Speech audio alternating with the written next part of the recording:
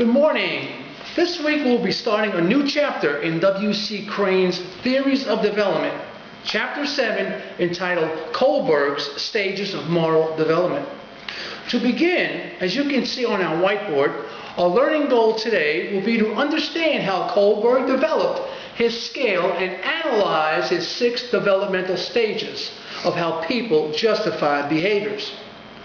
Let's first define morality. It comes from the Latin word moralitas, meaning manner, character, and proper behavior. It's the difference in our intentions, decisions, and actions between those that are right and wrong. Morality is synonymous with goodness or rightness. Let's talk about the man that this chapter is devoted to, Lawrence Kohlberg. For many years, he was a professor at Harvard University, starting out as a developmental psychologist, later moved into the field of moral education. It was then that he began his research studies that would lead him to his theory on moral development. He followed up work by a Swiss psychologist named Jean Piaget, who emphasized that human beings developed philosophically and psychologically in a progressive fashion. Through his studies, Kohlberg was able to demonstrate that people progressed in their moral reasoning through a series of stages, which he could more generally classify into 3 levels. Whereas Piaget had a 2-stage theory, the second of which emerged at the stages of 10 or 11 years old. Now, Kohlberg went on to interview not only children, but adolescents about moral dilemmas, which led to his expanded findings. Kohlberg's theory was that moral reasoning, the basis for ethical behavior, has 6 developmental stages. Each stage would be more adequate at responses to moral dilemmas than its predecessor. For his studies, Kohlberg was interested in how individuals would justify their actions if placed in a similar moral dilemma. He was not interested in whether the subject said yes or no, only the reasoning behind the answer to one of the stages. Okay? The general hypothesis between how someone scores on the scale and how they behave is that moral behavior is more responsible, consistent and predictable from people at higher levels. Now, Kohlberg's scale consisted of 3 levels. Level 1 was known as the pre-conventional morality, which consists of the first 2 stages. Reasoners at this level are mostly children who judge morality of an action by its direct consequences. A child at this level has not yet adopted society's admission regarding what is right or wrong, but instead focuses on the consequences that certain actions may bring. Level 2 is called conventional morality, which includes stages 3 and 4. Reasoners at this level are adolescents and adults. Now, individuals obey rules and follow society's norm, even when there are no consequences for obedience or disobedience. Finally, there is the post-conventional morality, which is level 3. And encompasses the last 2 stages. At this level, people live by their own ethical principles and view themselves as separate entities from society. Rules that are inconsistent with their own principles are usually disobeyed. Before we go through his 6 stages, we're going to look at one of the dilemmas that Kohlberg used in his original research called Heinz Steals the Drug. Remember, as Kohlberg told this story to children and adolescents, he was not interested in what the participant thought Heinz should do, only the justification that was given in the response. Okay, so right now I'm going to read the story. You follow along in your textbooks. Here's how the story goes. A woman was near death from a special kind of cancer. There was one drug that the doctors thought might save her. It was a form of radium that a druggist in the same town had recently discovered. The drug was expensive to make, but the druggist was charging 10 times what the drug cost him to produce. He paid $200 for the radium and charged $2,000 for a small dose of the drug. Now the sick woman's husband, Heinz, went to everyone he knew to borrow money, but he could only get together about $1,000, which is half of what it cost. He told the druggist that his wife was dying and asked him to sell it cheaper or let him pay later. But the druggist said, "No, I discovered the drug and I'm going to make money from it." So Heinz got desperate. He broke into the man's store to steal the drug for his wife. The question is, should Heinz have broken into the laboratory to steal the drug for his wife? Why or why not? We will now go through each of Kohlberg's 6 stages and supply each with responses that were given for both why Heinz should or shouldn't have taken the drug. Now, Kohlberg's first stage, which is called obedience and punishment orientation. At this stage, children think of what is right as that which authority says is right. Doing the right thing is obeying authority and avoiding punishment. The worse the punishment for the act, the more bad the act is respected to be. Okay, now responses to Heinz's story concerning stage 1. Heinz should steal the drug. Why? Because it's only worth $200, not how much the druggist wanted for it. He even offered to pay for it and was not stealing anything else. Or Heinz should not steal the drug because he would be put in prison, which means he's a bad person. The key responses: don't steal, consequences in prison, you're a bad person.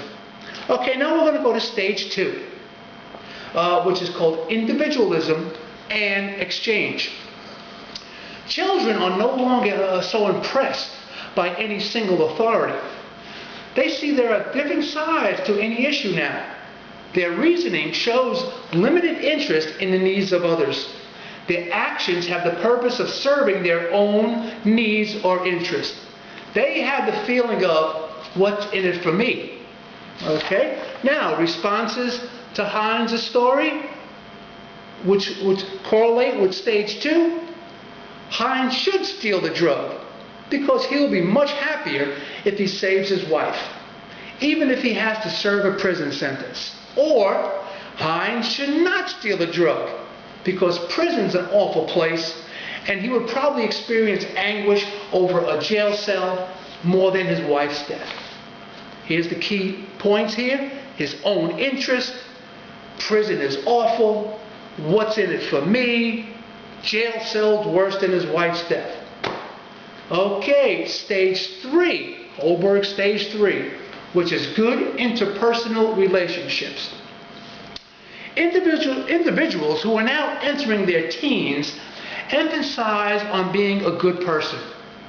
They want to help people close to them.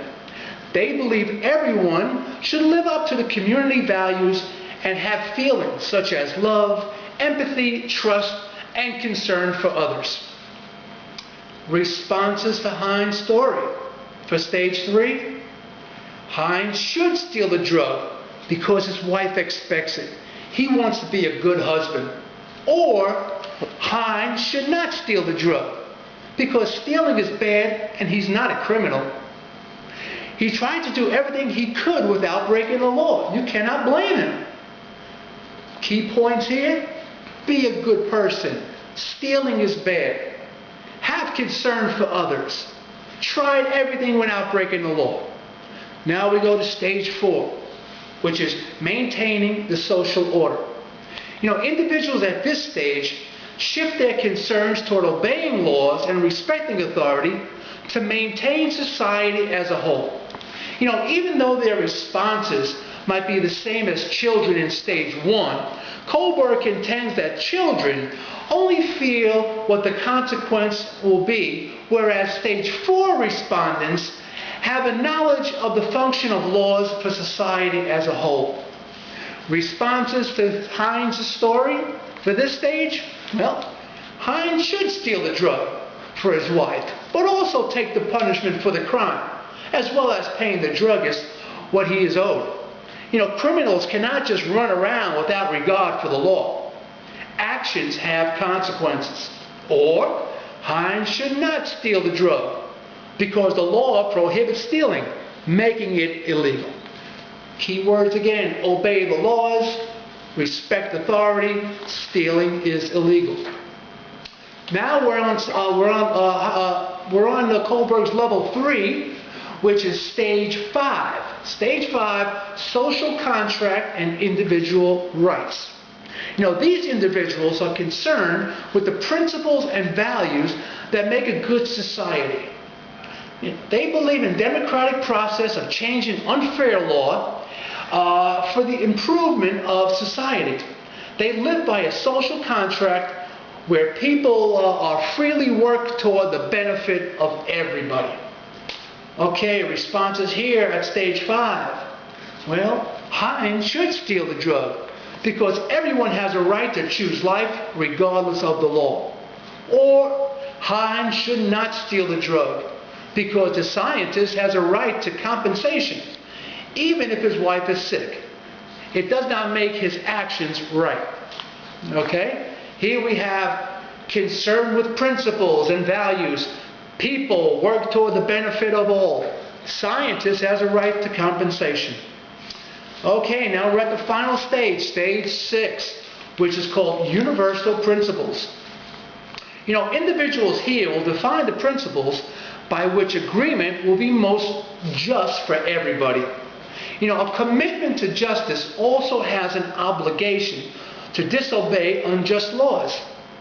Kohlberg does say it's difficult to identify individuals who consistently operate at this level. Responses to his story? Well, Heinz should steal the drug because saving a human life is more fundamental value than the property rights of another person. Or Heinz should not steal the drug because others may need the medicine just as badly, and their lives are equally significant. Once again, the key points in this argument: obligation to disobey unjust laws, human life more valuable than property right, what's most just for everybody, or others may need the medicine. Okay, now it's important to know that Kohlberg wanted to see people advance to the highest stage of moral thought. He felt that the best possible society would contain individuals who not only understand the need for social order, but can envision universal principles such as justice and liberty. Okay, now let me ask you a question. Did you ever ask yourself, how moral am I? Have you ever thought about the moral principles guiding your decisions in life? If you think about it, people vary a great deal in terms of morality of their thought and actions. Your concept of morality is determined by the rules of conduct that are set forth by the culture in which you have been raised and instilled in you. Now, you were born without morals. They were developed through childhood into adolescence and adulthood. You developed your ideas about right and wrong. Every normal adult has a conception of morality. Okay, now for your assignment tonight, I want you to respond to the following dilemma and explain why you made the decision you did. Then explain where your answer should be placed on Kohlberg's moral of development scale. Here is the dilemma. It is called the Neighborhood Watch Dilemma. You have been appointed the head of a neighborhood watch in a community that has been burglarized and terrorized a number of times recently. As you are driving, you notice an individual that fits the description of the perpetrator. As you call police, you try to keep an eye on him to see where he's going. Should you have followed him? Why or why not? Looking forward to see your answer. Thank you. That was Kohlberg's 6 stages in 13 minutes. Good night.